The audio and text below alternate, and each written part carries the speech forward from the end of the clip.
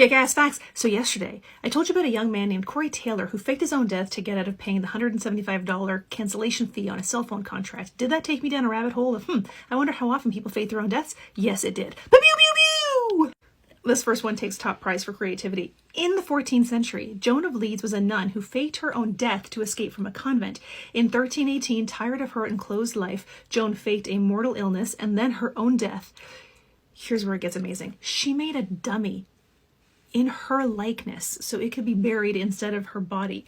A number of fellow nuns aided and abetted, willingly or because they were tricked. We don't know. We also don't know Joan's motives for escaping, but the archbishop put it down to a desire to follow, quote, the way of carnal lust, end quote. He was probably right, since Joan was found about 30 miles away, living indecently with a man. Timothy Dexter was an eccentric 18th century New England businessman, probably best known for his punctuationless book, A Pickle for the Knowing Ones. Oh yeah, that guy. Dexter sought only the limelight. He went so far as to start calling himself a lord. After facing years of disapproval, he decided it was time to see how everyone really felt about him. He faked his own death and organized a grand funeral in his own honor. He watched the display from a lavish tomb in his home and saw that the people who were closest to him weren't as mournful as he had expected. Belle Gunness, known as Lady Bluebeard, is estimated to have murdered between 40 and 180 people during her lifetime. Instead of prosecution, she did what anyone would do and staged her own death by fire. In the early hours of April 28, 1908, her farmhouse burnt to the ground. Searchers later found a burnt piano that had fallen through the floor into the basement. Underneath were 4 charred corpses, 3 children, and a headless woman. Her hired hand claimed she escaped without any harm, and the headless body belonged to the housekeeper.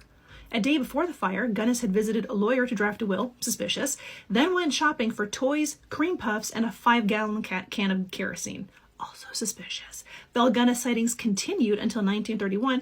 They stopped after the death of a woman who had been accused of poisoning an old man for money.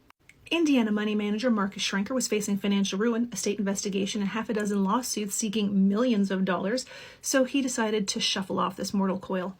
Or pretend to. Leaving Indiana in his small plane on January 11, 2009, he radioed controllers somewhere over Alabama saying his windshield had imploded and he was bleeding profusely. The radio went silent. He later admitted he pointed the plane toward the Gulf of Mexico, engaged the autopilot, and parachuted out, hoping the plane would crash at sea and it would appear he had gone down with the plane. He ran out of gas. He crashed near the Florida Panhandle, and marshals found him 2 days later at a remote campsite. He pled guilty to charges of intentionally crashing a plane and still faced millions of dollars in judgments and penalties. Womp womp. Shavkat Munir really did not want to get his driver's license suspended, so he told police he was dead to get out of 3 speeding tickets instead of paying the £180 fine. Posing as a friend, he called the police, telling him that Munir was dead at the time the traffic cameras caught his vehicle speeding. He even provided a fake death certificate to back the claim. When police called his cell phone back, he admitted his real name, and there were also the pesky traffic camera photos. Police examined them and confirmed the man behind the wheel was, in fact, Munir. He was sentenced to 12 months in jail. Here's the kicker. 3 speeding tickets were not enough to put him at risk of losing his license. All he had to do was pay the fine.